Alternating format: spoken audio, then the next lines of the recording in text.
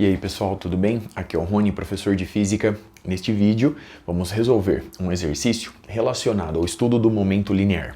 Observe o quadro enquanto eu faço a leitura do enunciado. Uma partícula de massa mzinho e velocidade inicial u colide elasticamente com outra partícula de massa mzão, inicialmente em repouso no referencial do laboratório. Observe o quadro. Após a colisão, a partícula de massa mzinho foi defletida de um ângulo reto, ou seja, de um ângulo de 90 graus. E a magnitude de sua velocidade foi reduzida para u sobre raiz de 3, onde u representa o módulo do vetor u. Muito bem.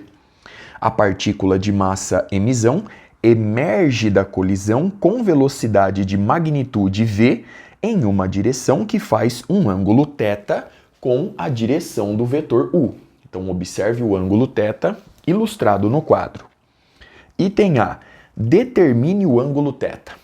Para resolver o item A, eu vou começar recorrendo ao princípio de conservação do momento linear.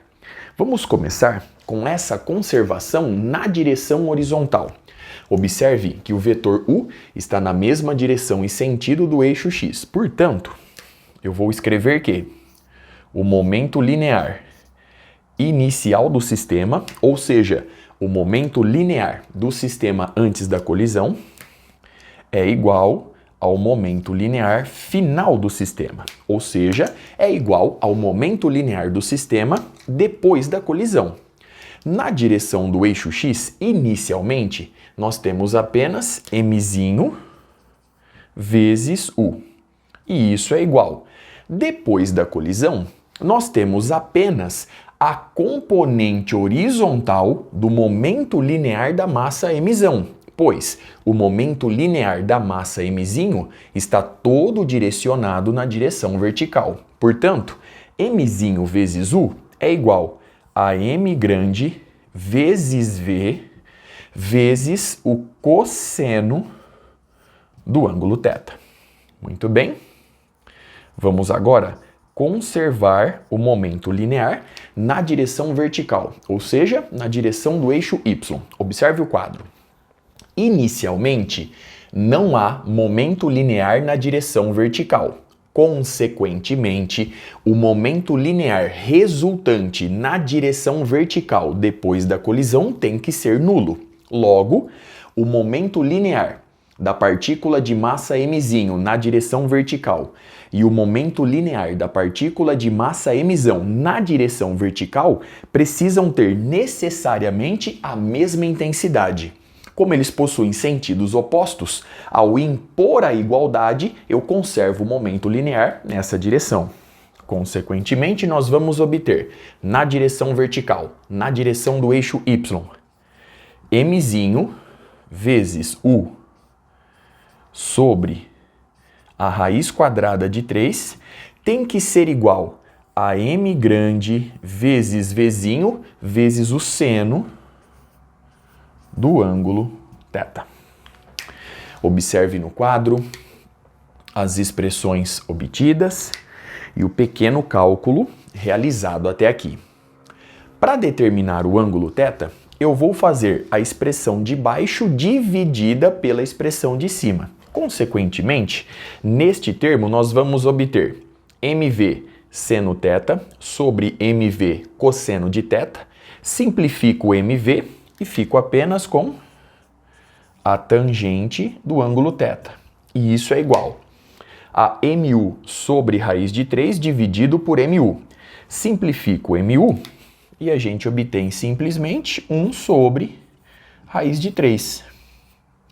Multiplicando e dividindo por raiz de 3, a gente nota que a tangente do ângulo θ é igual a raiz quadrada de 3 sobre 3.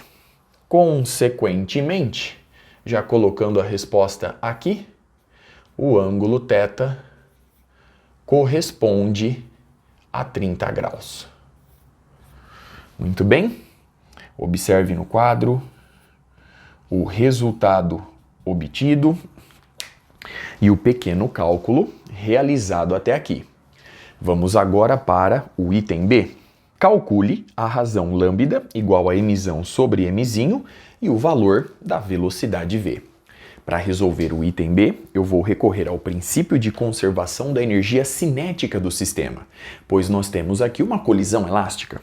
Sendo assim, eu posso escrever que a energia cinética do sistema antes da colisão, dada por meio de mzinho vezes a velocidade ao quadrado, é igual à energia cinética do sistema depois da colisão. Então, nós temos 1 sobre 2 vezes m vezes a velocidade ao quadrado, logo u ao quadrado sobre 3, mais meio vezes a massa m grande vezes vzinho ao quadrado. Eu posso simplificar nessa igualdade 1 sobre 2. Consequentemente, a gente obtém m vezes u elevado ao quadrado, que multiplica 1 menos 1/3 é igual a m grande vezes v quadrado. Sendo assim, m grande vezes v elevado ao quadrado, que é simplesmente v vezes v, é igual. Aqui nós temos 2/3 vezes mzinho vezes u ao quadrado. Agora, observe o seguinte. O ângulo θ mede 30 graus. Levando este resultado em uma das expressões que eu aqui ilustro, você vai encontrar a seguinte relação. Observe o seguinte. m vezes u é igual a m grande vezes v vezes a raiz de 3 vezes o seno de 30 graus, que é meio. Portanto, nós temos raiz de 3 sobre 2. Você vai chegar exatamente na mesma igualdade utilizando a expressão de cima. Logo, nessa expressão, se eu, por exemplo, isolar mv, você vai obter 2 vezes mu sobre a raiz quadrada de 3. Logo, eu vou substituir m vezes v justamente por esse termo. Consequentemente, a gente obtém que 2 vezes mu sobre a raiz quadrada de 3 vezes v é igual a 2 vezes m vezes u elevado ao quadrado sobre 3. Eu posso simplificar aqui o número 2, o m e u, 2m e u. Consequentemente, você obtém que a velocidade v sobre a raiz quadrada de 3 é igual a u sobre 3. Sendo assim, você obtém que a velocidade v é igual a u vezes raiz de 3 sobre 3, ou, se você preferir, a velocidade v é u sobre a raiz quadrada de 3. Muito bem. Observe no quadro o resultado obtido e o pequeno cálculo realizado até aqui. Vamos agora determinar lambda, ou seja, mzão sobre mzinho. A partir deste resultado, eu posso utilizar essa expressão na determinação de lambda. Então vamos lá. Eu sei que m grande vezes v, e portanto, m grande vezes u sobre raiz de 3 é igual a 2 vezes mu sobre a raiz quadrada de 3. Consequentemente, eu posso simplificar aqui a velocidade u, posso simplificar raiz de 3, logo, m grande sobre mzinho é igual a 2. E, portanto, lambda é igual a 2. Observe no quadro, mais uma vez, as expressões obtidas, os cálculos realizados. Vamos agora para o item C. O item C diz o seguinte: determine os ângulos θm' e θm' entre as direções de movimento finais de mzinho e mzão, respectivamente, e a direção da velocidade u no referencial do centro de massa. Para resolver o item C, eu vou começar calculando a velocidade do centro de massa. Então vamos lá. Nós sabemos que a velocidade do centro de massa do sistema é m1v1 mais m2v2 dividido por m1 mais m2.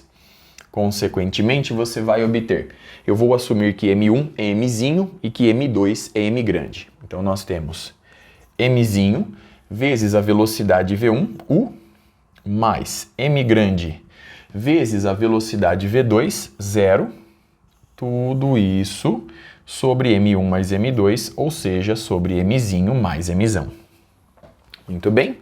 Note, portanto, que a velocidade do centro de massa é mzinho vezes u sobre mzinho mais m grande. Perceba que m grande corresponde a 2mzinho. Logo, nós temos mzinho vezes u sobre 3mzinho. Sendo assim, a velocidade do centro de massa, simplificando aqui mzinho, é igual a u sobre 3. Então vamos dar o devido destaque para esse resultado. E a velocidade do centro de massa se conserva no meu sistema isolado. Muito bem? Agora vamos em busca, portanto, desses dois ângulos. Para fazer isso, eu vou construir duas figuras geométricas, dois triângulos, relacionando as velocidades medidas no referencial do laboratório e no referencial do centro de massa. Para fazer isso, eu vou arrumar um espacinho no quadro, já estou de volta. Dando sequência, vamos, portanto, relacionar as velocidades conforme eu mencionei há pouco. Eu sei que a velocidade da massa mzinho no referencial do centro de massa é igual à velocidade da massa mzinho no referencial do laboratório menos a velocidade do centro de massa. De forma análoga, eu sei que a velocidade da massa m grande no referencial do centro de massa é igual à velocidade da massa m grande no referencial do laboratório menos a velocidade do centro de massa. Vamos agora, portanto, construir as duas figuras geométricas. Então vamos imaginar aqui, mais uma vez, o eixo X disposto na horizontal e para a direita, e vamos começar com essa igualdade. Perceba o seguinte agora. A velocidade da massa mzinho medida no referencial do laboratório depois da colisão está orientada verticalmente para cima. Portanto, eu vou colocar aqui essa velocidade. Então, nós temos a velocidade da massa mzinho medida no referencial do laboratório, formando um ângulo de 90 graus com a direção do eixo X, conforme afirmou o enunciado. A velocidade do centro de massa, que se conserva, nós temos aqui um sistema isolado, a velocidade do centro de massa vale u sobre 3 na horizontal e para a direita. Portanto, eu vou colocar essa velocidade nessa direção e sentido. Então aqui nós temos u dividido por 3. Agora, observe essa expressão. A velocidade da massa mzinho medida no referencial do laboratório, somada com o oposto da velocidade do centro de massa, nos dá a velocidade de mzinho no referencial do centro de massa. Ao somar este vetor com o oposto deste vetor, você obtém um vetor orientado nessa direção e sentido, representando a velocidade da massa mzinho medida no referencial do centro de massa. Muito bem? Agora, eu sei que esse ângulo aqui é um ângulo reto. Portanto, se eu conseguir descobrir esse ângulo, que eu vou chamar de beta, eu consigo determinar o ângulo entre este vetor e o vetor u. Lembre-se que o vetor u, originalmente, está orientado nessa direção e sentido. Portanto, o ângulo que eu estou buscando é este aqui. Então, aqui nós temos θ' de mzinho. Muito bem? Então, vamos lá. Vamos determinar inicialmente o ângulo beta. Eu vou recorrer à tangente do ângulo. Tangente de beta é o cateto oposto, u sobre raiz de 3, dividido pelo cateto adjacente, u sobre 3. Consequentemente, a tangente de beta é u sobre raiz de 3 vezes 3 sobre u. Simplificando u, você obtém que a tangente do ângulo beta é 3 sobre raiz de 3 e, portanto, 3 raiz de 3 sobre 3, logo, raiz de 3. Consequentemente, o ângulo beta mede 60 graus.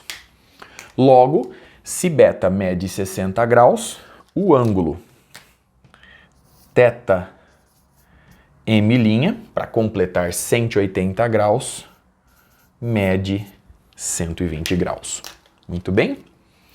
Observe no quadro a construção vetorial realizada, os cálculos realizados, o resultado obtido.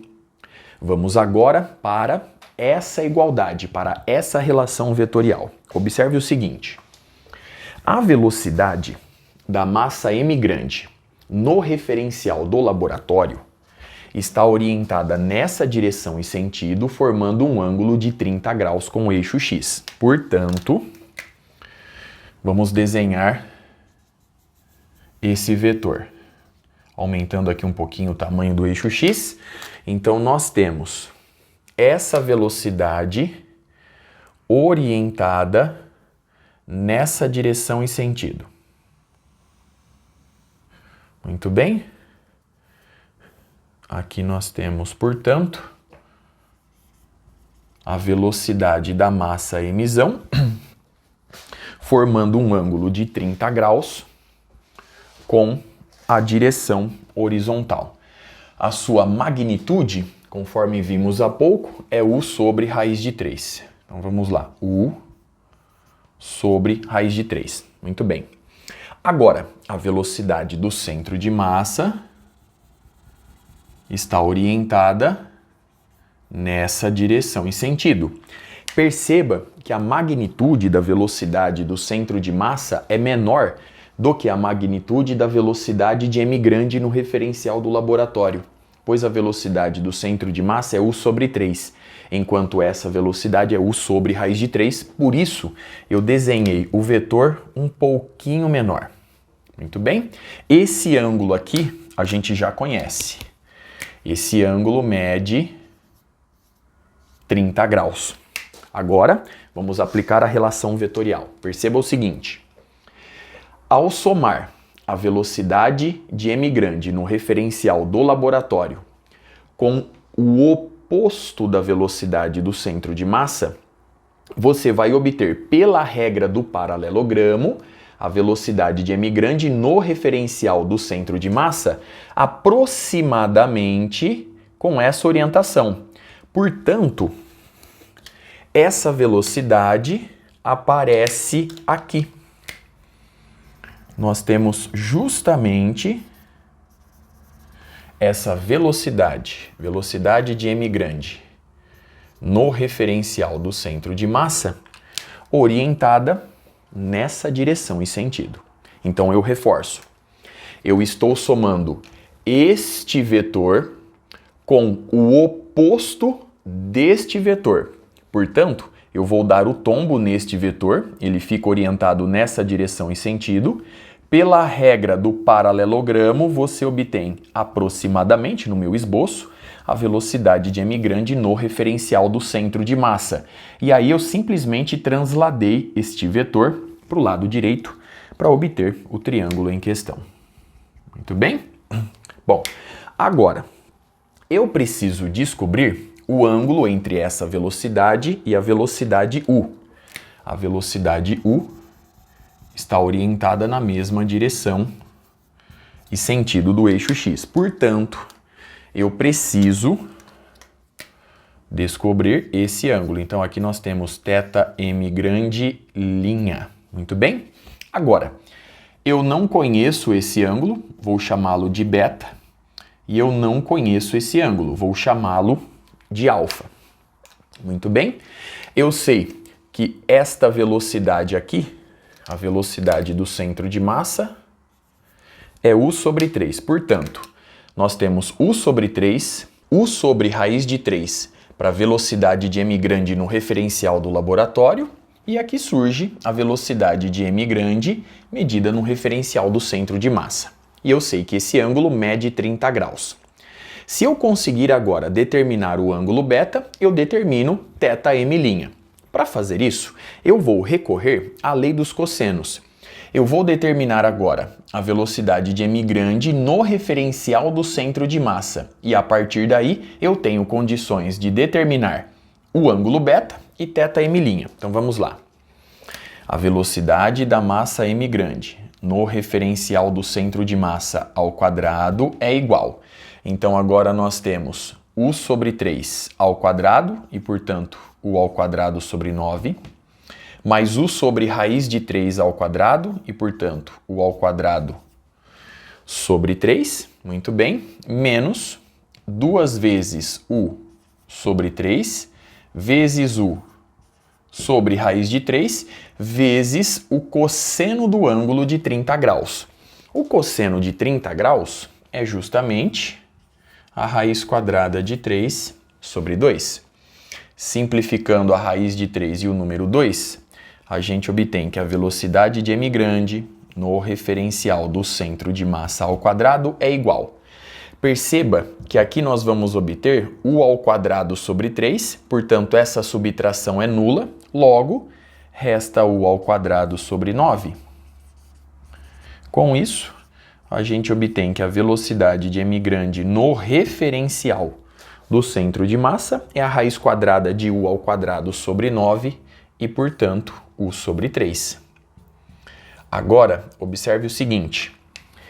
Se aqui nós temos u sobre 3 e aqui também u sobre 3, nós temos um triângulo isósceles. Logo, os ângulos da base são iguais a 30 graus. Consequentemente, o ângulo beta, para que a soma dos ângulos internos de um triângulo seja 180 graus, o ângulo beta mede 120 graus. Consequentemente, o ângulo θm', para completar 180 graus, o ângulo θm' mede 60 graus. Adotando a convenção de sinais, se eu girar no sentido anti-horário, o ângulo θ é positivo, e se eu girar no sentido horário, o ângulo θ é negativo, nós temos que θm' é igual a menos 60 graus. Ou ainda, observe o seguinte, ou o ângulo θm' pode ser obtido a partir de um giro no sentido horário. Se eu girar a partir do vetor u, indo de encontro ao vetor Vm no referencial do centro de massa, eu vou girar justamente 360 graus menos 60. E, portanto, uma segunda resposta possível para θm' é o ângulo de 300 graus. Observe no quadro uma última vez os resultados obtidos, todos os cálculos realizados. Com isso eu encerro este vídeo. Até a próxima.